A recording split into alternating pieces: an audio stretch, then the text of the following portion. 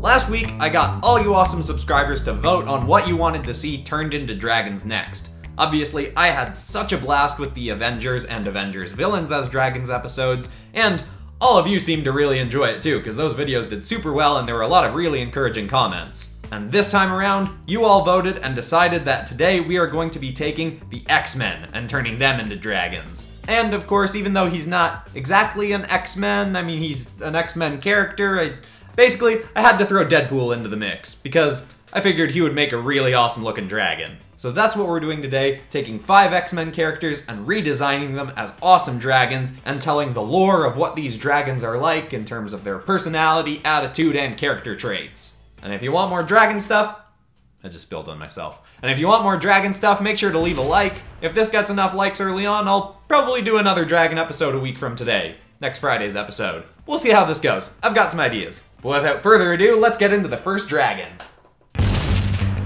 Our first dragon of the day is large in scale, but nearly unmatched in weight. The Colossal Slavic Steelback can grow up to 80 feet in height, standing on all fours, but weighs nearly 2,000 tons. For reference, a full-grown blue whale stretches to about 80 feet in length and weighs about 190 tons. The unbelievable weight is a result of the steelback's biological metal that can be up to 2 feet thick, running along its lower legs, wings, tail, head, and of course, running along its back. The dragon often appears very turtle-like, as in a relaxed state, its wings sit on its back like a shell. These large metal wings are not actually any good for flying, as the creature is far too heavy to get off the ground, but it uses these wings to protect its non-metal parts of its body. These dragons can be devastating in battle because of their mass and incredible strength, but they're largely a peaceful species and will usually only fight if protecting other, smaller dragons from predators. Now, I don't know why this has become a theme, but with this video, like with the last 2 dragon videos, I've started with the biggest dragon of the batch. I don't really know why, but it seems like a lot of people like the really big, burly ones. They're not as specifically my kind of thing. I like the leaner, wyvern-type dragons more, but I do really like how a few of these big ones have turned out. And with this video, because I'm going to be doing more dragon stuff now, because everyone's super into it, I'm having a lot of fun with it, I really wanted to take more inspiration from different animals and make sure that I'm not repeating myself too much. So I experiment more with the styles of the dragons in this. This one is probably still a little bit similar to the other large-scale dragons, like Thanos and Thor from the previous episodes, but I wanted to make sure this one stayed on all fours, didn't really come up off its hind legs, and took a little bit of inspiration from, as mentioned, turtles, and also kind of bulls. I was just thinking of big, tough, hulking kind of animals to take inspiration from for this, and that's where the idea for those big, curved metal horns came from. I probably could have scaled them up more, and after I drew some of the dragons in this video, I was looking at creature designs from Monster Hunter, because I really love the designs in that game and people have been recommending that I do some art from that. And there are some crazy awesome dragons in that I think I'm gonna pull more inspiration from in the future, because the proportions are really cool and some of them have some massive horns going on. Also, drawing this one really made me want to do Colossus's sister, Magic. Maybe I'll do a New Mutants as dragons episode down the line when that movie eventually comes out, even though it's been postponed for a million years. But I really like Magic as a character, and I really like how this dragon turned out. So I hope you all like the first one of this video, the Colossal Slavic Steelback.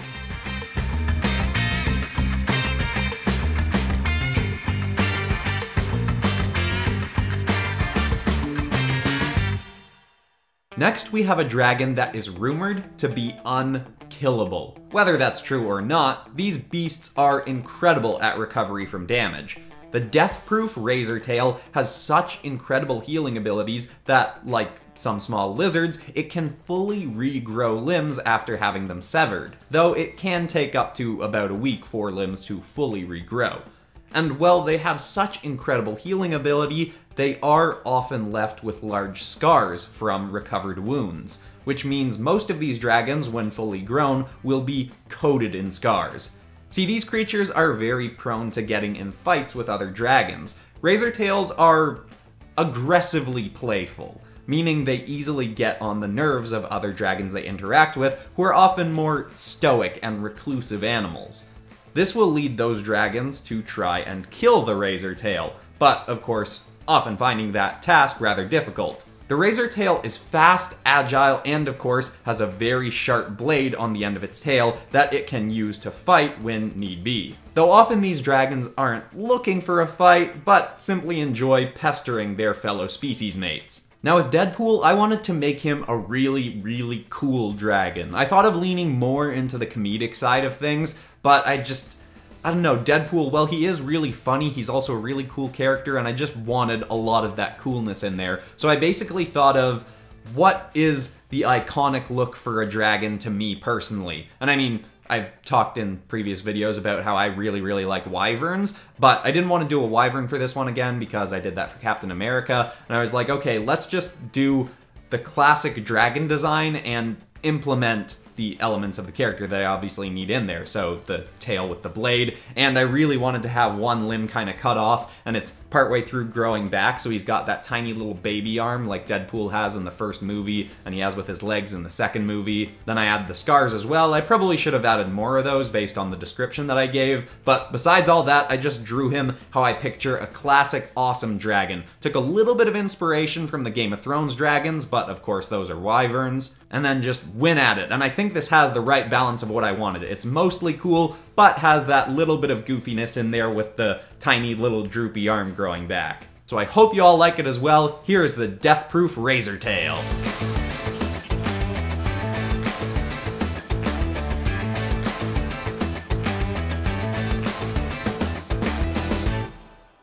On the topic of potentially unkillable dragons, next we have the Great Canadian Terrorclaw. Anyone who has ever claimed to have killed one of these beasts has never had any proof, leading many to believe that they too are unkillable. The Terrorclaw is a breed of Razortail, which is a species of part wolf, part dragon creatures, though this specific breed more resembles a Wolverine than a wolf. It's unknown if these creatures too can regrow their limbs, because nobody has ever managed to sever a limb from one of these dragons. Their bones are coated in a near unbreakable biological metal, with stability unlike any material known to man. The only metal with similar durability is that on the wings of the American shielded wyvern. While in a relaxed state, these dragons seem to have paws similar to that of a bear, but when threatened, razor-sharp steel claws that hide in their forearms spring out over their normal claws. These dragons are lone wolves, so to speak, living in forests and trying to keep away from other species. They have incredibly keen senses, and when they smell any human or other dragon encroaching onto their territory, they'll let out a loud howl that echoes through the forest to ward off any intruders. But if said intruders don't leave soon, the Terrorclaw will fly into a berserker rage and slice down anyone who gets too close. While these beasts are very short and stout by dragon standards, growing not much larger than a grizzly bear, they are some of the deadliest beasts that you'll find in the North American wilderness. Now with this one, I'm a little bit mixed on the result because I do really like how it turns out, but I think I leaned a little bit too much into the Wolverine Zberator, I don't know if I was pronouncing that right, Zberator kind of look, and this ends up looking almost more like a werewolf with wings than like a dragon, which, you know, I want to keep things varied up. I want to do a lot of different types of dragons, so in that regard I like it, but I also think I probably could have done something a little more dragon-like for Wolverine. I mean, Wolverine's such an awesome character. He would make a pretty awesome looking wyvern or something more in line with what I did with Deadpool. So I don't know, I really like how this looks, but could have been a bit more dragon-like. Maybe if I do something down the line with Laura Kinney Wolverine, who's one of my personal favorite comic book characters of all time, I can do something like this, but a little bit more dragon-esque. I don't know, either way it was fun taking some inspiration from Wolverines. I had images of Wolverines up on my other screen and was referencing their kind of faces and their big scary mouths and their kind of canine-like teeth. Also, as I'm wrapping up, special shout out to my friend Logan X, who, as you can imagine from that name, one of his favorite characters of all time is Wolverine. So Logan X, I hope you, and everyone else, really like the result of the Great Canadian Terrorclaw.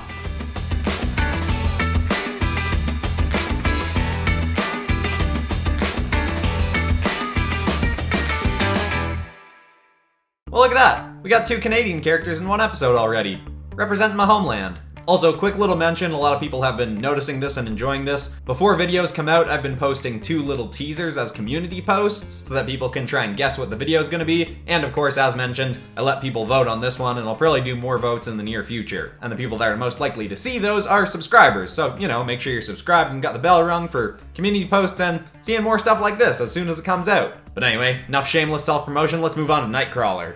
Our next dragon is one that you'll rarely find in a fight. The Germanic cave crawler is another rather small dragon, only growing to about 30 feet in length, and is very skilled at evading predators. They have nimble, light frames that help them move incredibly quickly. They have sticky padded feet that allow them to climb along the walls of the caves that they live in, but most impressively, they seem able to teleport away when most threatened.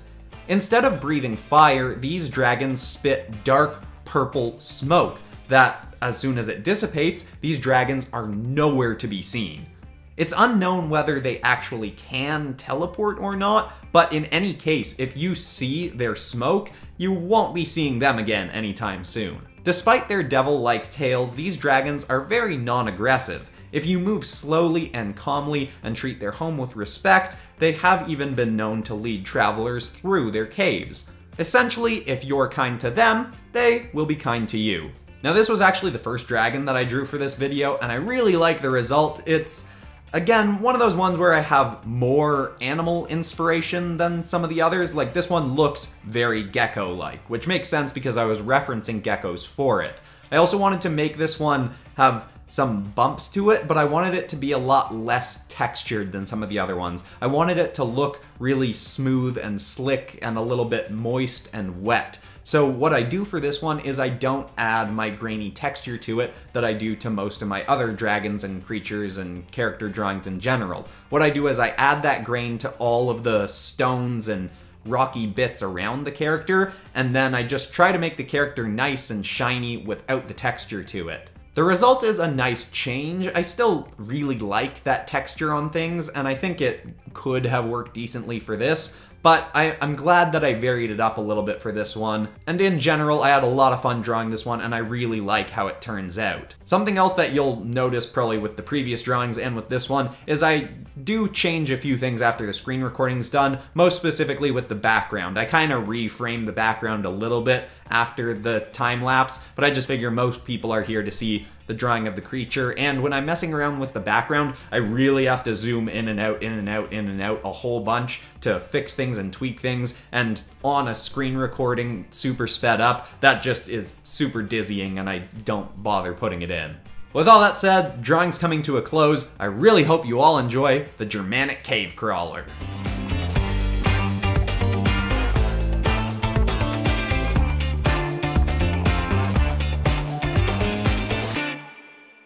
Finally for today, we have the Kenyan Weatherwing, a dragon that is rarely found lower than the highest mountain peaks of its African home.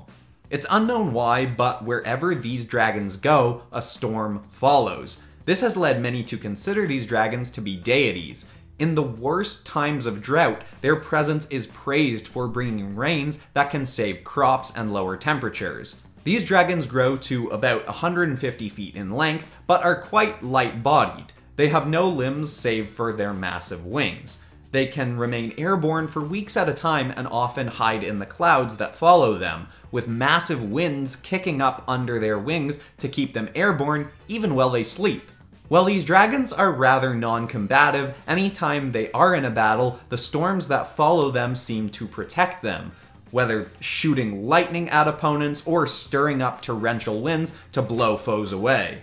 These dragons are rarely seen, but when they are, it is often considered a blessing upon any eyes that lay sight on them. Now with Storm, I was taking inspiration both from the look in the reference image I have of Storm in this video, and also from Mohawk Storm. I don't know if there's a specific name for that look she has, but you can see I put kind of a mohawk sort of frill on this dragon's head, and I was actually taking some inspiration from sea monsters for this one, even though it's a weather dragon that stays up in the sky.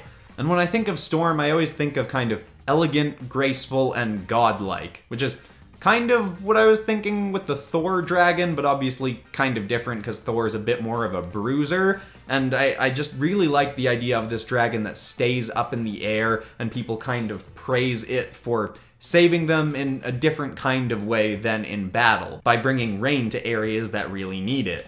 This is another one where I'm a little bit mixed on the result, because I really like how the composition and the final image turns out, especially when I add a bit of clouds and lightning in after the screen recording's over.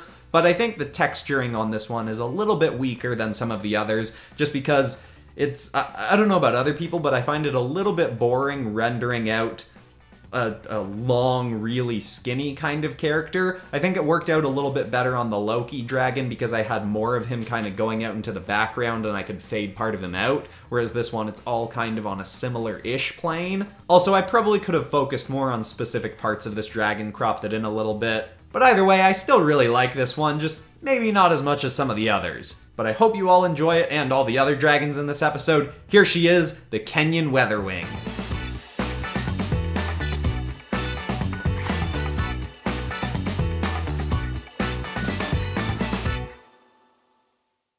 What I really like about when all you subscribers get super into a series on this channel and demand a sequel is I feel like I have to push myself with each further episode, which is of course a little bit nerve-wracking, but I feel like I make a lot better artwork in those episodes. I'm really pushing myself on these dragon ones, and I think it's creating some super cool results. So please leave more suggestions in the comments. Of course, people have voted on what they want to see turned into dragons, and I didn't put into the vote another round of Avengers as dragons, but a lot of people have really been asking for that. Again, if this video gets enough likes early on, next Friday's video will be another Dragons episode. And of course, if you're new to the channel and haven't seen the other ones, the Avengers and Avengers Villains as Dragons episodes from a couple weeks ago are up. I'll link them in the cards and end screen or whatever, and I draw a lot of monster and superhero stuff on here in general. In terms of monster stuff, I did Ben 10 aliens as if they were D&D monsters. I redrew subscribers' monsters. Then for superhero stuff, I recently did My Hero Academia Iron Man armors, and I've done Pokemon as superheroes, got a whole series of that. A lot of fun superhero and monster, and